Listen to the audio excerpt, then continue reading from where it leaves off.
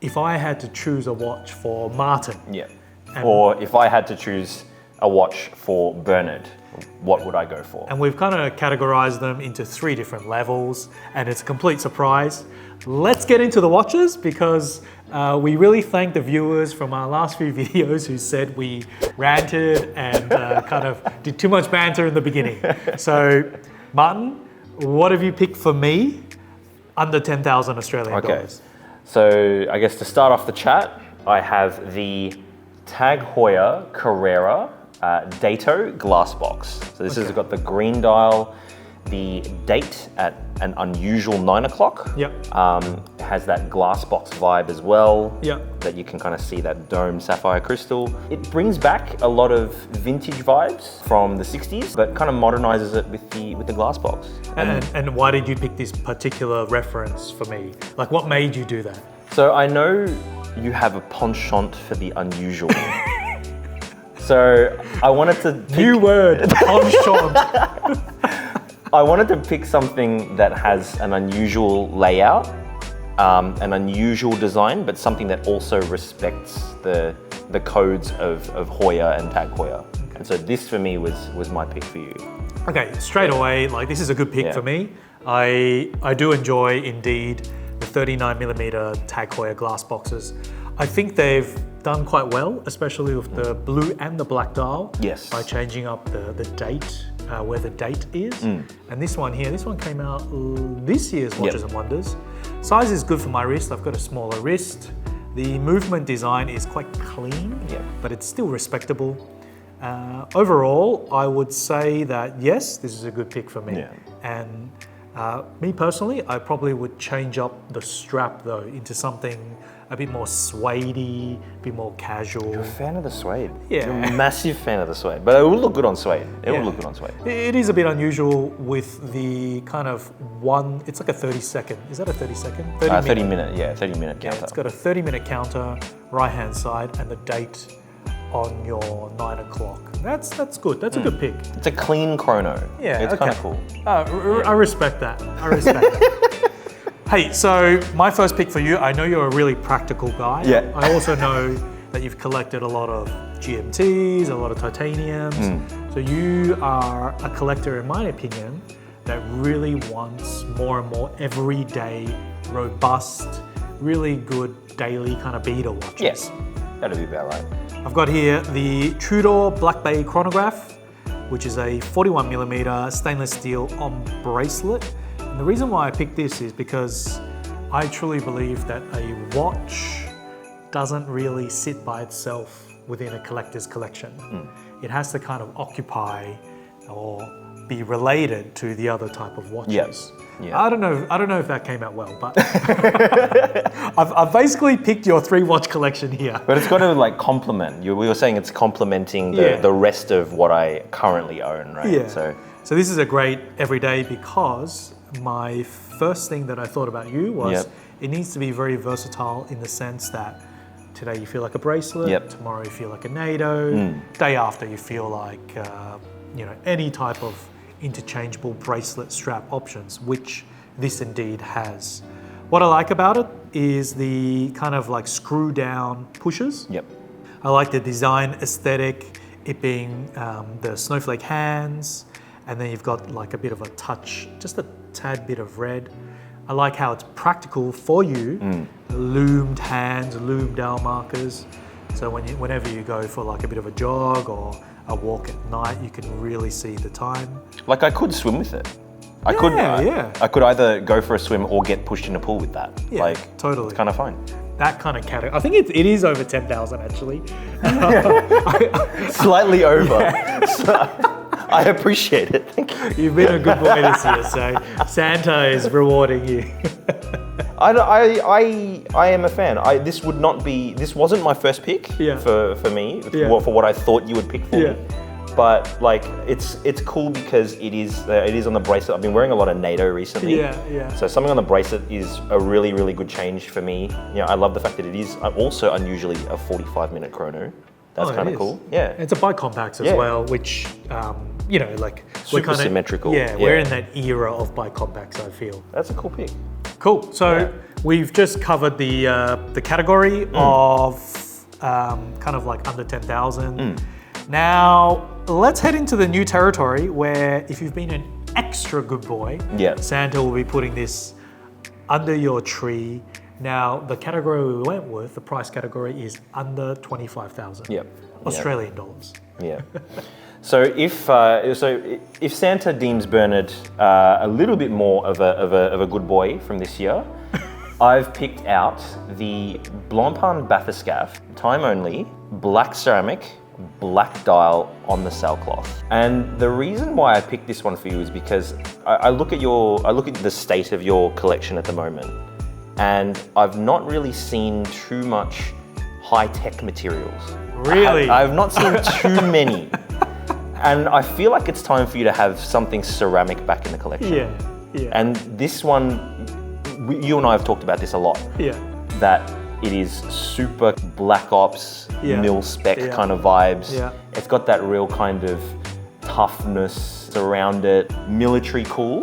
50 Fathoms being military inspired, and then it having the black on black on black. I mean, for any watch collector, 50 Fathoms, whether it's the OG or the Bathy, is a win for me, right? You see it on the street, you know you found somebody who enjoys watches.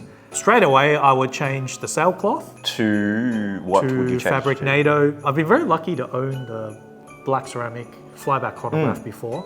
So I know this watch, and actually, the beautiful thing that really stands out for me is the syringe hands, lollipop seconds. But actually, it's actually the rear, the case back.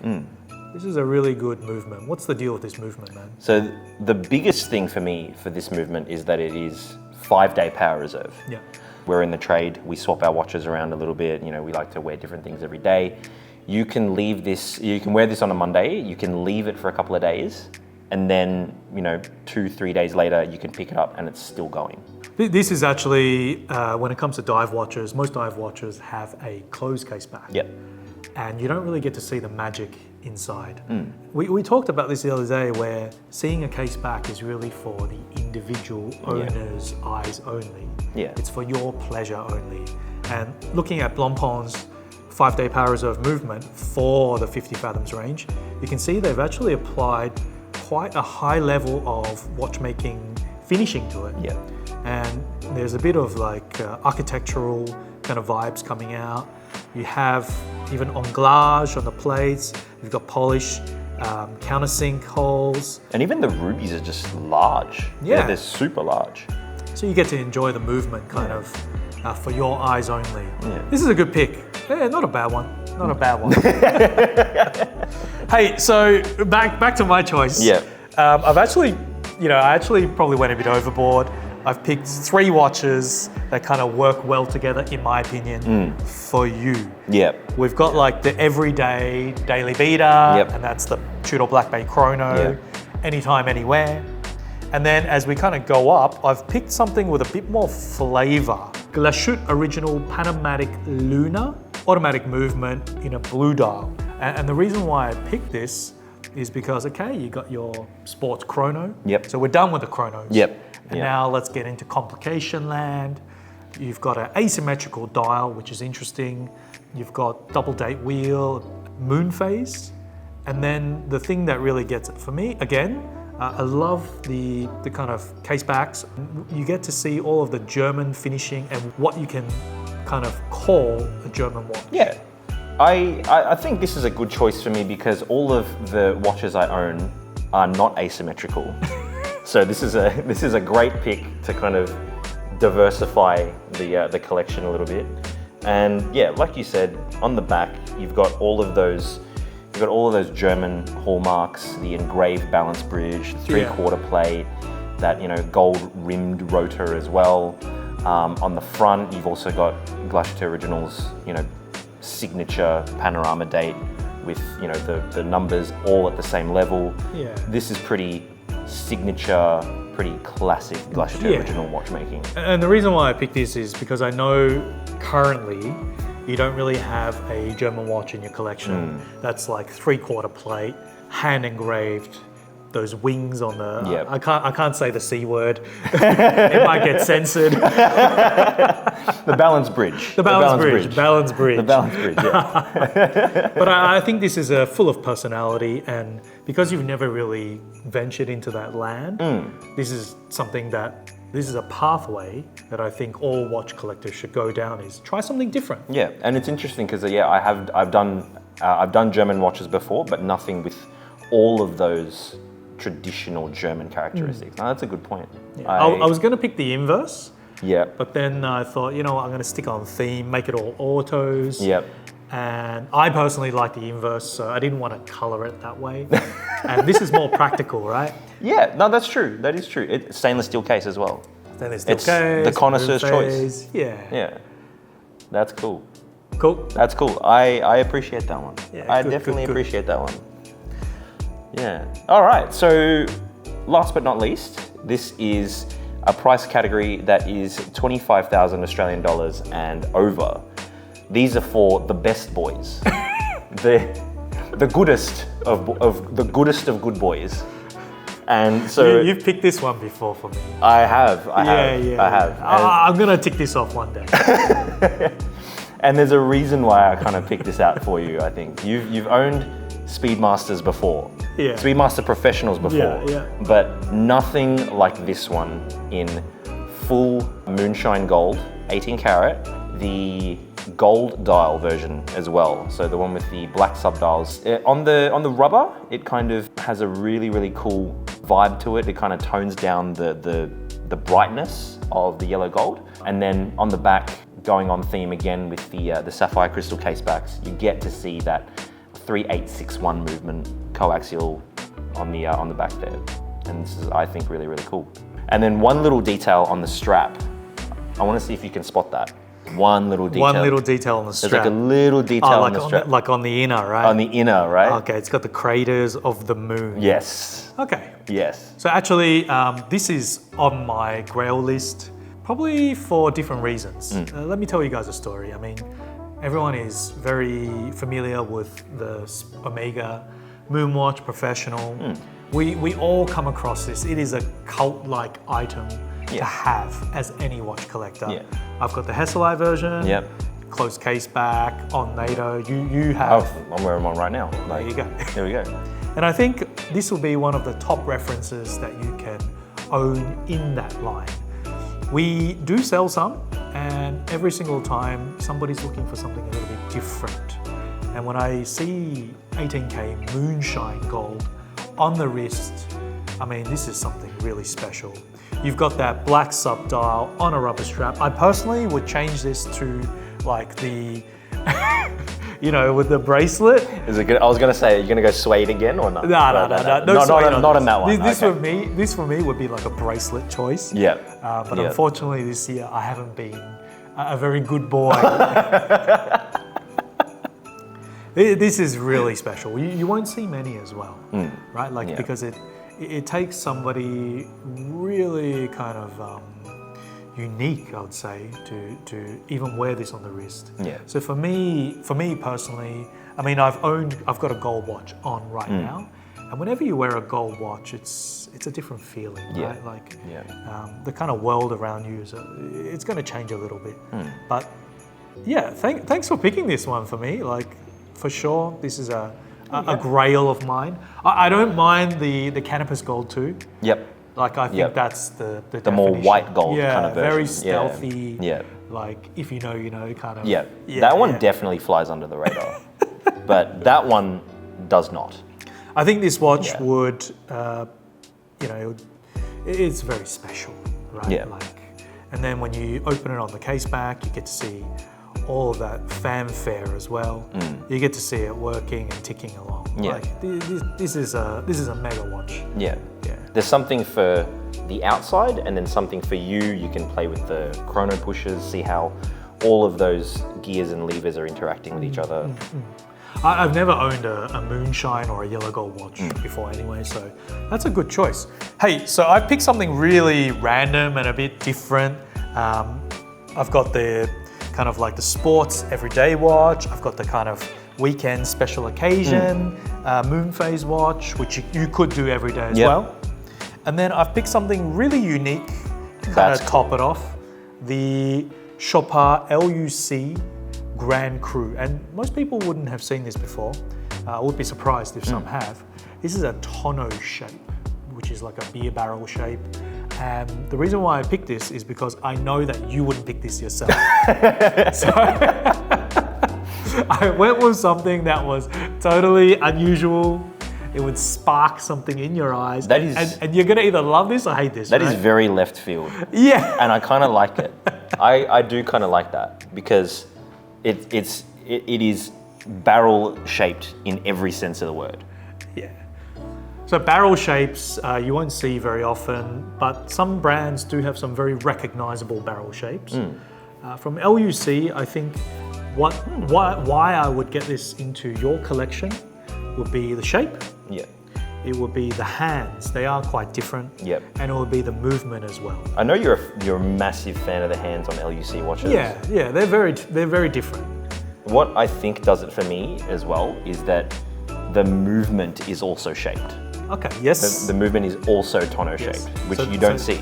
So they didn't just like grab a circular movement, shove it in. They actually went that extra effort and fitted the movement to the shape of the case. Yeah, exactly. And it fills up the case as well, which is amazing. So tell us a little bit, like do you appreciate the finishing on this? Like what do you like about the case back the most? Is this a good pick for you? So like you said, this is probably not something I would have picked straight away for myself. You've got Geneva seal on it as well.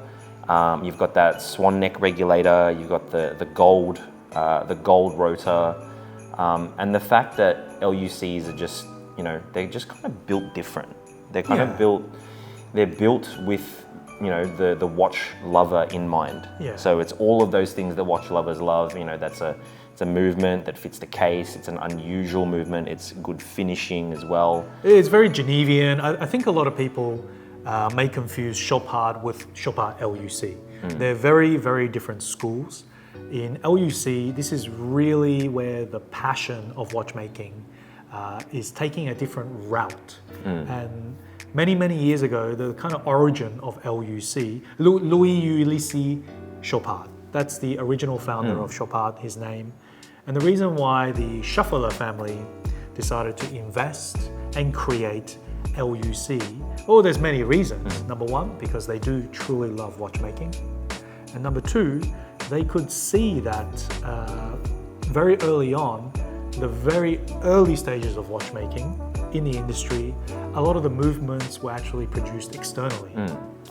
And they very quickly identified that they needed to own the whole vertical process of production. And therein lies the kind of quality, the watchmaking finishing, and they're able to control every element. And what you can see here is micro-rotor, Geneva waves, you can see perlage, anglage, and a bit of black polish on the swan neck regulator. You can see a couple of different areas of black polish as well. Yeah, that's it. I'm a bit silent at the moment because I'm just like appreciating all of those elements in the actual movement as well. And this appeals to my practical side as well. Because yes, you've given me like a thin watch, like a thin dress watch, but it's everyday practical. It does have a date, and it is automatic. It's a micro rotor automatic. So hey, I want to mention one thing very quickly about the hands. The hands on this particular L.U.C, most people probably don't understand the design aesthetic behind it. But this hand actually has towards the beginning of the hand is like two-dimensional diagonally, and then as it kind of ends the end of the hand, it's kind of conical, right? So it's actually very difficult to produce hands because they're so small, and this particular hand is designed to reflect the largest amount of light possible on the hand. So this hand is very unique. I think it's called a Fusi hand, which is like a rocket-shaped hand. That's so cool. That's such a cool pick. I probably would pick this for myself. But he's given it to me, ladies and gentlemen. There is no greater joy. There is no greater joy than giving away a part of yourself, right? This is like, yeah, this is a meaningful. It's a meaningful gift. Very, very meaningful. That's cool. Cool. That's such a cool piece. Hey, so we'd like to wish everybody a Merry Christmas, happy and safe holidays. Thank you everyone who left a comment on our previous video. We really appreciate the comments, good and bad. Yeah. I mean, I hope this time around we've kind of sped through, we've cut the banter, we've thrown it out the window. But also let us know what you would pick for us in the comments below. I'd love to see what you guys come up with. Thank you everyone. Thank you.